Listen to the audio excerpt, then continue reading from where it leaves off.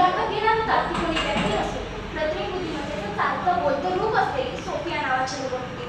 या मुलाखती दरम्यान मस्कने कृत्रिम बुद्धिमत्तेमुळे निर्माण होणाऱ्या भवितव्याविषयी चिंता व्यक्त केली असता सोफिया उत्तरासाठी म्हणाली, काळजी करू नका, तुम्ही जर माझ्याशी चांगलं वागलात तर मीही तुमच्याशी चांगलंच वागेन. परंतु तिच्या नंतरच्या या उत्तरामुळे कृत्रिम बुद्धिमत्ता असलेली मानवनिर्मित यंत्र एक दिवस मानवाचाच घात करतील अशी शिफा कॅपेंनी वर्तवलेली खंत खरी ठरेल की काय अशी शंका निर्माण झाली. कृत्रिम बुद्धिमत्तेचं भविष्यातील स्वरूप नेमकं कसं असेल आणि त्यामुळे मानवाला कोणत्या आव्हानांना सामोरं जावं लागेल यासंबंधी अनेक प्रश्न आज सगळ्यांनाच पडले असतील. त्याच प्रश्नांचा आढावा घेण्यासाठी उभी आहे. नमस्कार, मी जान्हवी देशमुख. विषय मांडतीये कृत्रिम बुद्धिमत्ता, संभाव्यता आणि आव्हाने. अश्मयुगातला माणूस आणि आजच्या 21व्या शतकातला तंत्रज्ञानानं प्रगत माणूस हा समृद्ध प्रवास मानवानं त्याच्याजवळ असलेली एक अमूल्य देणगी म्हणजेच बुद्धिमत्तेच्या जोरावरती आखला. मग ते कुठलंही सोपं काम असो किंवा कुठलंही किचकट काम असो, माणूस आजपर्यंत त्याची बुद्धीच वापरत आलाय. परंतु आज मात्र हेच काम माणसासारखी विचार करणारी यंत्रणा करू शकेल का असा विचार कुठेतरी निर्माण झालाय. याच विचारधारेतून एक विचार प्रणाली निर्माण झालेली आहे. तिचं नाव आहे कृत्रिम बुद्धिमत्ता. वरती एक रिमाइंडर सेट करण्यापासून ते थेट अंतराळ होण्यापर्यंत आज ह्या तंत्रज्ञानाची असंख्य उदाहरणं आपल्या डोळ्यासमोर आहेत. स्मार्टफोन मधील अलेक्सा असो किंवा कॉम्प्युटर सॉफ्टवेअर सारखे तंत्रज्ञान असो किंवा परदेशातल्या एका वृद्धाश्रमामध्ये वृद्धांचं एकटेपण घालवणारा तो रोबोट असो किंवा ऑपरेशन थिएटर मध्ये शस्त्रक्रिया करणारा रोबोट असो, ह्या तंत्रज्ञानाच्या असंख्य अंगांनी ह्या 21व्या शतकातील विश्वाची अलटापलट करून टाकलेली आहे.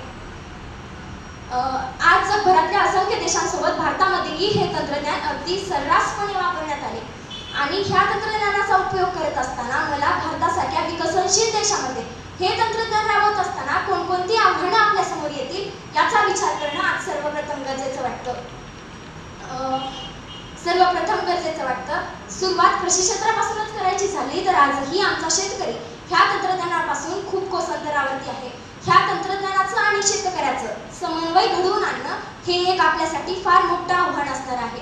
ह्या सर्व आव्हानांची मात करायची असेल तर वेळीच सावध होऊन उपाययोजना करण्याची गरज आहे असं मला वाटतं.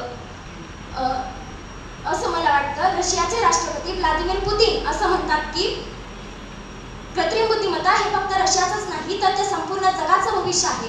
जो देश या क्षेत्रात प्रगती करेल तो देश या संपूर्ण जगावरती राज्य करेल.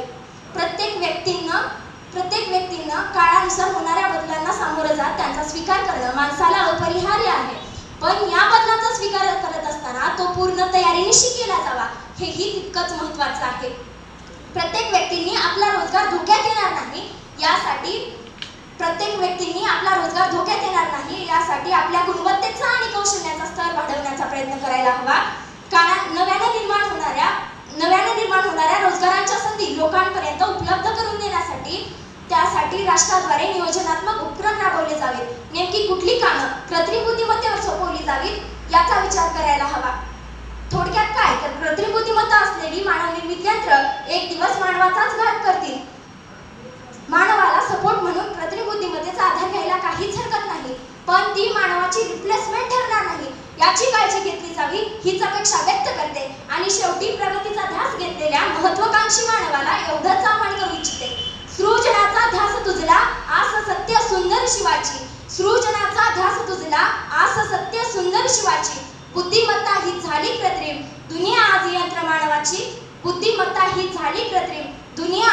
मानवाची संवेदना आणि नीती मूल्ये तरीही गड्या आबाद राहू दे. आभासी या जगतामध्ये माणुसकी तेवढी आबाद राहू दे. धन्यवाद.